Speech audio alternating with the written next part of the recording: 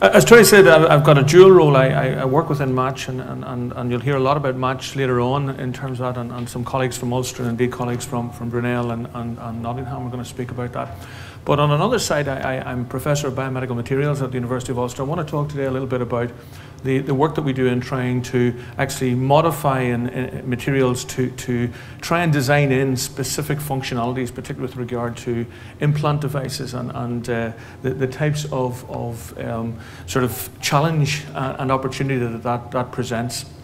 We'll talk a little bit about biomaterials, medical implants, the biomaterial biological interface, the surface engineering strategies to promote the kind of organization of cells to create tissue and the process of that, and then provide some exemplar studies to hopefully illustrate those points, and then just finish off with some concluding remarks. I mean, I think it's well established that medical implant devices are very much part of the clinical armory in terms of trying to restore bodily function, whether it's from the basis of trauma or from some sort of disease process, etc. And that the development of these devices and the ongoing development of these devices is very much based on the fact that there are not enough spare parts to go around with regard to medical surgical intervention in particular. And although there are alternatives outside of humans, so there are animal-based tissue sources and indeed organs that can be used, there is still, for a lot of reasons, resistance to use of these. But we have an absolute plethora of implantable devices now in regard to their ability to be able to actually assist with repair and replacement in the body. But the general sort of history of these devices has been very much to do no harm. So the device has been designed around material platforms that in fact are meant to be invisible to the body in the main, and there's very good reasons for that. But as we've come to learn and understand developmental biology more, we realize that in fact with the right kinds of strategies we can interact with the processes within the body that in fact lead to repair and regeneration in the biological platform. But there's a sort of cause and effect in regard to how we interact with that, and so you need to be very careful in regard to how we move from the established devices to perhaps new generations of devices that are more functional in regard to the biological platform. And so a lot of the means by which this can happen is based on the idea that materials actually can be utilized for this range of activities. And it has always been the case, and it's not unique to medicine, that a lot of devices that are made from various types of materials are only as good as the quality of the material and the functionality of the material themselves. And in regard to medical devices, medical implants, these so-called biomaterials have become then the focus of a lot of research, with recent emphasis particularly in regard to actually trying to engender some sort of positive response from the material in the biological system in regard to device performance and the control of it. And very much around trying to avoid the types of failure that typically can happen in devices, luckily and certainly through a lot of work on behalf of manufacturers, but also in terms of the regulatory requirements. These failures are in fact not as plentiful as they might be.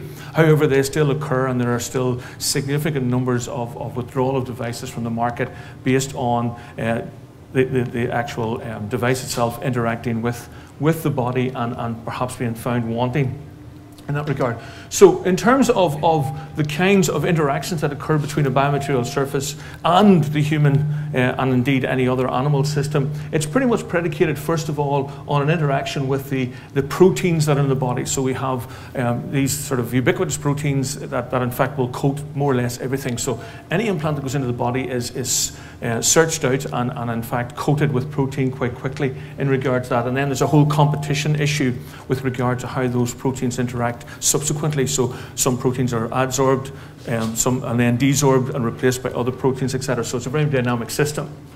But in the main, it's really these protein layers that are recognized by cells. So the cells actually recognize the proteins and actually start to interact with materials, whether they're natural in origin or whether they're synthetic in origin. And ultimately, what we want to do is we want those cells, in fact, to find a means by which they can turn on the processes of making tissue. And so, as a general case, then what we're trying to do is find a way that we can actually use the actual properties of the material in regard particularly to the surface to trigger these events in a controlled and controllable way. And we take that from developmental biology. The detail of this doesn't really matter. What it tries to do is to show in sort of very simplistic form how actually the process occurs in nature in regard to forming three-dimensional tissue constructs, for example, in terms of the repair of tissue by cells in the body, and the role that surface chemistry and topography play in that. These surface cues are actually an integral part of how cells recognize different processes in the body and how they communicate with one another and how they start these processes that lead to tissue formation. So this surface chemistry and topography is very much a part of that system that allows us then to do that. The other factor is the fact that we've got a dimensional scale here that's of some significance. So we know that at the macro scale, the scale that we sort of recognize each other at, then that's the scale at which the sort of direct clinical outcomes of anything that happens are actually manifest. But below that, on the micro scale, we have the cellular structures themselves. Most cells are in the region of a few microns to a few tens of microns in dimension.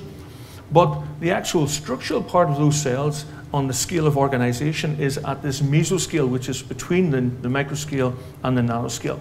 And at the nanoscale is the immunobiochemical responses that are based on proteins and enzymes and also based on gene expression, which codes for proteins, etc. So all these things are important in regard to understanding how we can induce this kind of control.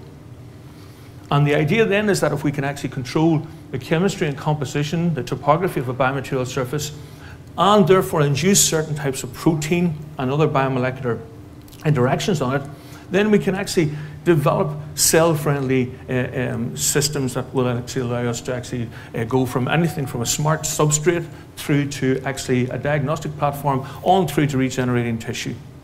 And that's the premise of a lot of the development work in this area.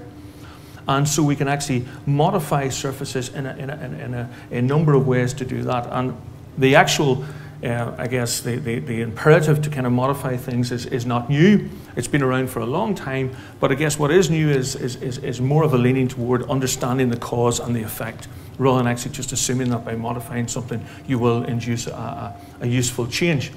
So the strategies really then to actually allow us to control this biomaterial biological interface are based on either modifying the existing materials using some modality, deposit something else by way of a coating, usually as a thin film, to fool the body into believing that a device or an implant is actually made from the coating rather than from the bulk material. Actually designing the required properties directly into the material of the device at the point of manufacture, which again is sometimes actually straightforward, sometimes not, and any combination of these three in regard to that. So what I'd like to do is just show you some examples from our work associated with the three main strategies for this. The first one, actually in regard to modifying surfaces within the context of the material itself, is based on atmospheric pressure plasma processing. And again, we've developed systems whereby the difference here is the fact that these plasmas are actually operating outside of a vacuum environment, so they're operating in a normal ambient environment. They work at actually a discharge cycle time in the nanosecond scale, which means that there's no inherent thermal load on the system, so you don't get thermal damage to sensitive materials such as polymers. And you get a residual change in regard to the surface chemistry. There are limitations in terms of that surface chemistry and what you can do with it based on the fact that the type of gas flow, etc., is limited. However, by changing the ambient gas environment, for example, from air to nitrogen ammonia to sulfur dioxide, you can actually add functionality in regard to the surfaces because, again, you end up with this residual change. What's particularly of interest is the fact that you're able to actually change quite subtly the chemistry of the surface, but you can induce surface changes in regard to topography that indeed lead to changes in wettability. That in itself is not novel. For example, if you take a piece of polystyrene, the material from which most cell culture systems are made, and you take the pristine material, cells don't particularly like it. However, you have to modify that surface to actually create tissue culture polystyrene, which cells will grow on very effectively. So I guess some of the first work that we did early on was to actually try and see, would this technology replicate what tissue culture polystyrene does?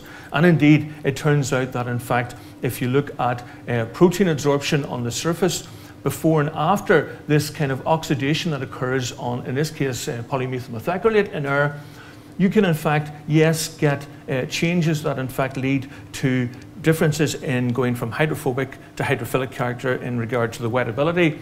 And you can in fact then control absorption. And this is using quartz crystal microbalance. You can actually control the absorption of a protein layer onto the surface, which again means that the surface is more susceptible to that.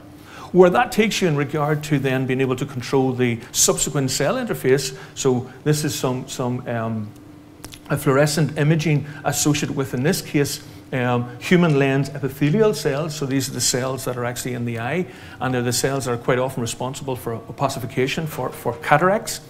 And so in this case, if you take normal PMMA and try and grow these cells on them, they're pretty fussy cells and they don't grow very well at all. If you do this kind of atmospheric pressure plasma processing, then very quickly, and this is after 48 hours in culture, you get very good cell propagation. And so you get this sort of surface to protein to cell response that we were talking about before. But that's not really what we want to do. We want to control the interactions of those surfaces. Actually being able to just grow cells on them just proves the point that the technology is useful. But what we're about is to try then and find ways in which to then subsequently process to control those interactions. And one of the things you want to do, actually quite commonly, for example, with intraocular lenses, is that on one side of them you prefer no cells to be present at all. So what we have here is some time-of-flight SIMS data that allows us to actually take the PMMA and add a material called polyethylene glycol methacrylate onto that. And this material, if it's in the right orientation and it's covalently bonded to the surface and sits up as a string, actually produces what's called an excluded volume, which then actually repels protein. And in theory, if the protein is not there, then the cells shouldn't adhere. And so what we're able to do is actually use SIMS to play around with different types of molecular weight of PEG to see can we get, in fact, a PEG monolayer. And indeed, we can with PEG 2000, so this is the 2000 molecular weight PEG material, grafted onto the surface. You'll have to believe me because these SIMS images are in fact then, what this is saying is that where you see red here, you're not seeing the methacrylate, the PEG methacrylate. Where you're seeing this yellow here, you are seeing the PEG methacrylate. And more importantly then, here's the data I just showed you a few minutes ago, whereby the PMMA grows cells after oxidation. Here is what happens if you use 1000 molecular weight PEG MA, and here is what happens consistently if you get the 2000 molecular weight PEG MA actually grafted onto the surfaces. You get no cells at all. So now we have a system that allows us to do that in regard to that. So the second strategy is in fact to deposit a thin layer of material onto the surface that you wish to enhance. And the way we do this is use a range of deposition techniques. This just happens to be the use of a calcium phosphate layer. Calcium phosphate is one of the types of mineral that are in your bones and teeth, and it's known to be bioactive. And again, what we can do is we can play around with chemistry and we can play around with topography.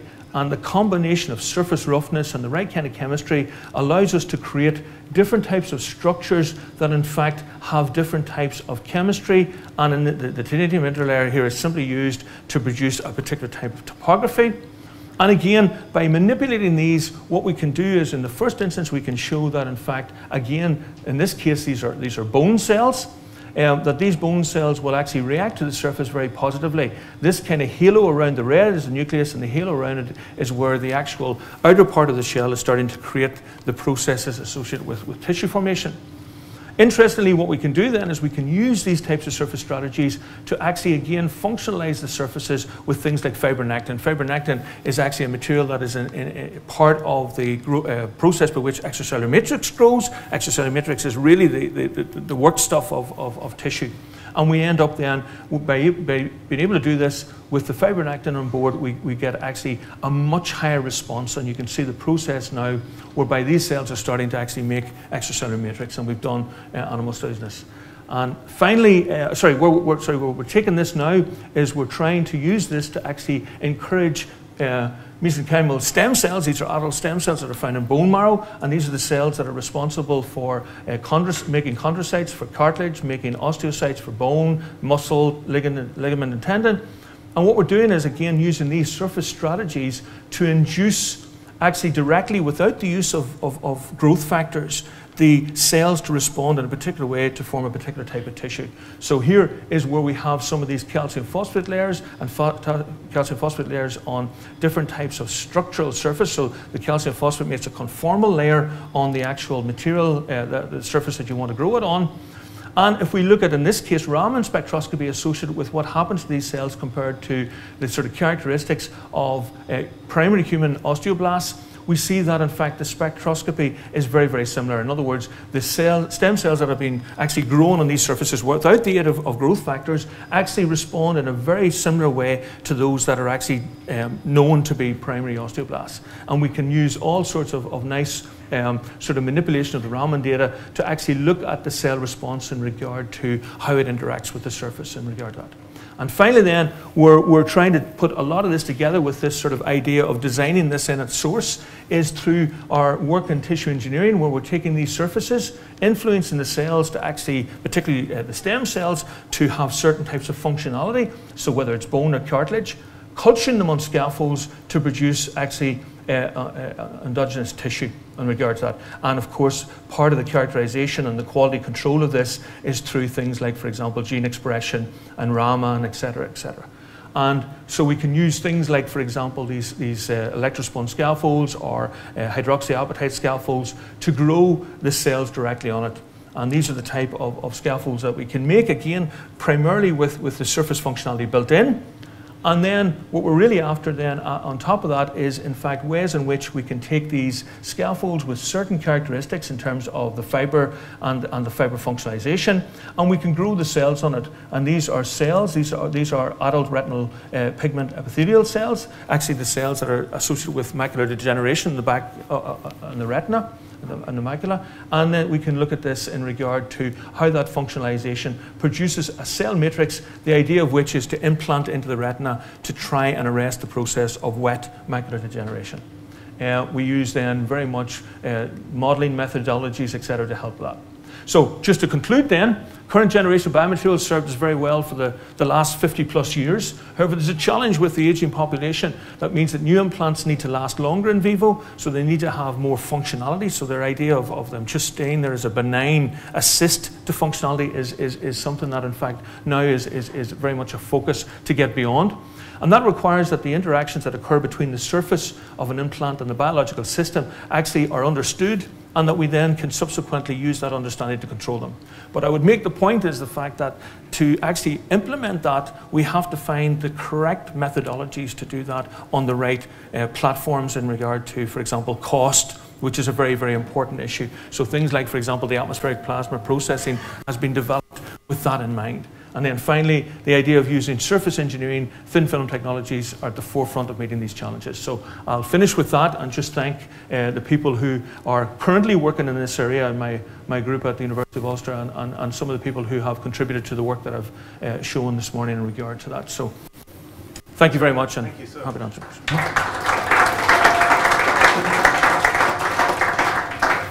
Okay, are there any questions there? Tony? Yes. I'll bring the mic over. Sorry. Okay. Thank you. I was interested in your environmental plasma. Yes. Or ambient plasma system.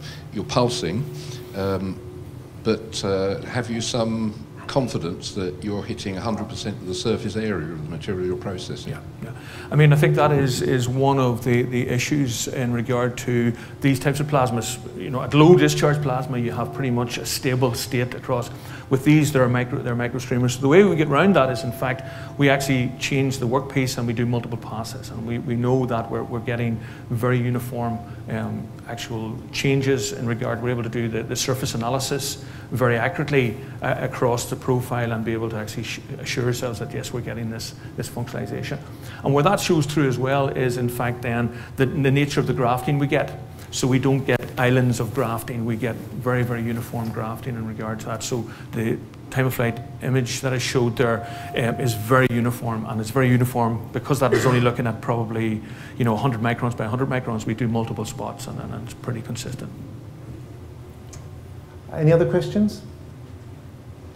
Brian, can I just ask, how well does something like Raman spectroscopy give you any idea of what the cells are doing inside? Very briefly. Very briefly, well, the base of Raman spectroscopy is the fact that it is a vibrational spectroscopy. So what it does is it vibrates molecules, so it doesn't break anything apart. Most analytical methods, actually, you damage something to get information out. What we do then is the fact that it turns out that a lot of the actual vibrational modes associated with things like, for example, amino acids and proteins, etc., have characteristic bands. So you don't really analyze the spectrum as in that point. You use these principal component analysis where you compare things, but it has proved to be very, very, very useful.